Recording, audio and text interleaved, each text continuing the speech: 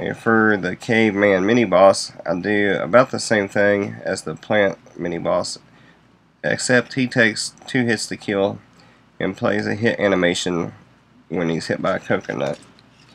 Instead of a wall being destroyed, a moving platform appears. Since he has a throwing animation, I had to use a timer to say when to play the animation and stop the animation to line it up with the instantiating coconuts. Also, add audio for the hit and throwing for when he's hit and when he's throwing the coconut. Okay, for the checkpoint spawn system, I set it up so the spawn point to that position play a particle effect sound and plays an animation. Okay, I set it up so when you walk through the checkpoint, it brings the spawn point to that checkpoint, and then it plays a particle effect sound and plays an animation. Okay, another student added the animation and scripted it, and I just cleaned it up a little bit. When the player die, they are brought to the spawn point where they regain all their health and camo. So when they hit that spawn point after death, they get 100 back for health and their camo bar's full. Okay, the trampoline, I hooked up the animation to play when it's bounced on. Also made the animation for it. Probably did the sound for it too. I did most of the sounds. Let's see, for the camera, I made the camera follow script that positions can be adjusted in the inspector. I used the field of view to make the zoom effect for the geysers, and for the walk, basically the same way as I do the geysers the same way as I did the walk. In the volcano level, I use a trigger to play the volcano, or in the jungle level, I'm sorry. I use a trigger to play the volcano eruption, where I enable sound and particle effects. I also have a trigger for a gorilla sound as a prelude to what's to come at the final boss fight. In the cave, I use a trigger to disable the bat particle systems you see in the intro, and the caveman's fire that you see in the intro where he looks like he's building a fire. In the final boss level, I set up the original idle attack and death animations for the gorilla, and later helped the teammate hook it up and learn the way to hook up the animations and all that good stuff with a new gorilla that we have. Okay, finally I want to talk about the menus in UI. For the main menu, I hooked up the back button animation and faders. I also enable and disable the canvas for the controls and credits when the buttons are pressed. For the end credits, I set up the play again button and return to main menu.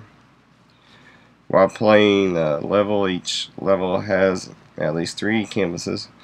Ones with the bosses, mini bosses have 4 canvases.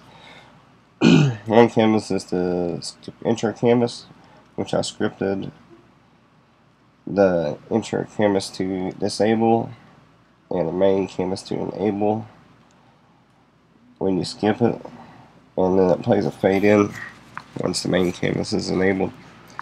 The main canvas has a health, camo, score, timer, and stats, and a star reward system. I made the health text slider, camo text, and camo slider to change colors depending on the values. I played the fade in after death and the starts of the levels. I made the time value static and public so it can be used in the reward system. And for the reward system, we just set the I set it with a timer, so if you beat the level in a certain amount of time, it'll give you a certain amount of stars. 3 being the best, 1 being you can do better. Okay, for the pause menu canvas, I turned the pause canvas on and turned the audio listener to pause, and the game's time scale to 0. I set the button so we could skip around the checkpoints, which I just moved the player to the checkpoint that goes with the button, like I did with the checkpoints in the game. We'll be removing those in the final version. I also set the controls image to enable and disable with the controls button and the back button. Also add the stats to show on the pause menu. So when you pause the game, you can see how many butterflies collected, what time, and your score.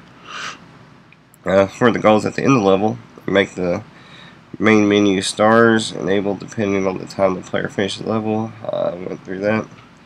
Now turn the score and timer colors to alpha. They're alpha in the top right to 0. And when you hit the goal, I turn the stats, its border, the butterflies, score and timer in the middle, alpha to full, so you can see them. So it just kind of swaps out the top left, top right ones, and then they show up in the middle of the screen. I also scripted all the button sounds for the game. For art, I use GIMP to make textures because my Photoshop subscription ran out. There's no way I'll remember all the textures and materials I made, but some I do remember are the leaves and flowers. That I just make the backgrounds alpha in GIMP and make them into a material with a nature shader in Unity. I made some particle systems like that. The bats is one. You can see them in the intro of the cave. I made the bat outline in GIMP and made it with a particle system material and adjusted the settings for that particle system. I made the wood buttons and pearl buttons in GIMP. We use a lot of the pearl buttons in the mobile, and the pause menu is the pause menu has the wood buttons, and the actual pause button is one of the pearl buttons. I made the pearl buttons so they have an up and down. The up being where the pause would be. It just has a little bit of shade around it. And when you click on the button, I made a down version of the button that has a blacker line around it, so it looks like it's being pressed in when you click. I used Unity's trail render to make the shooting lava effects in the jungle, where the little lines come up out of the lava. And I used the trail render for like the lightning bugs, the green little lights you see in the background in the cave, and then as a trail to guide the player in the mountain level, the mountain vertical level. When I made models, I would make a couple of different materials to go with them, just to see what looked the best. I also have done some work that won't be in this video to the vertical mountain level.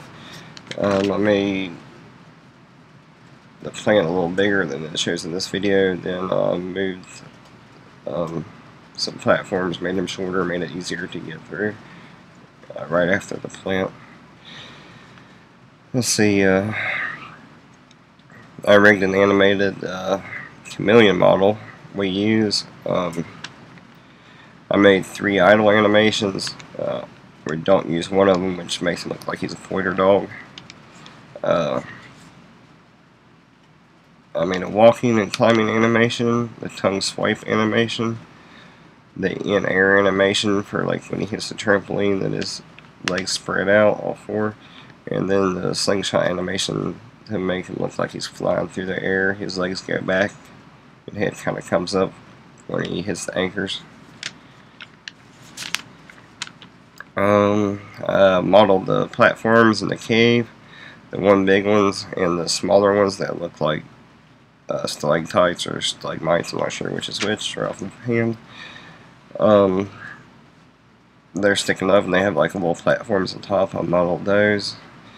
I also modeled the little stalactites you see in the background and foregrounds in the cave level. I modeled the platforms in the mountain levels, and also used Unity's tree creator to model the fat trees that don't look like a tree you would see in the United States. Those are trees I've seen a picture of for Madagascar. And since our chameleons are mostly in Madagascar, I made a tree from there to use. I also used the tree crater to make some of the bushes you see in the jungle, the flowers, the thorn vines that surround the spikes in the jungle, and well, most of the plant life found in the jungle, except for like the palm trees. I also modeled the first snake trap found in the jungle. It has a tubed up on each side. It looks like a ramp the rock would roll down. I made some wood docks for the volcano and tutorial levels. They probably won't be used, but they look like when you would walk out onto a dock with slabs of boards. So yeah, I made the fade animations, the button animations, except for the ones on the main menu screen.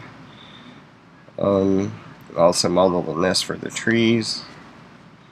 For the credits in credit scene, I made for the end credits, that whole scene's animated, an animated canvas with just different images and text on it, and I fade them all in and out, as it plays through. That's about all I can remember.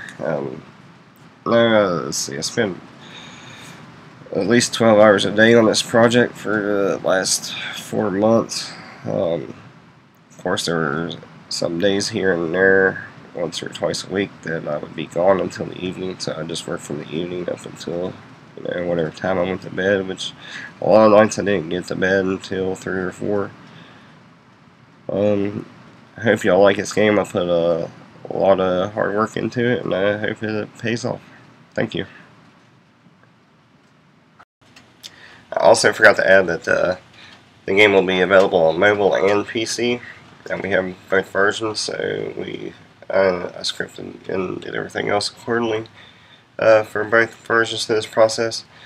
I'll add a link to our game where you can play the demo or buy it if you'd like on my webpage, and I'll also put the link to my webpage here, but most likely you'll be seeing this on my webpage.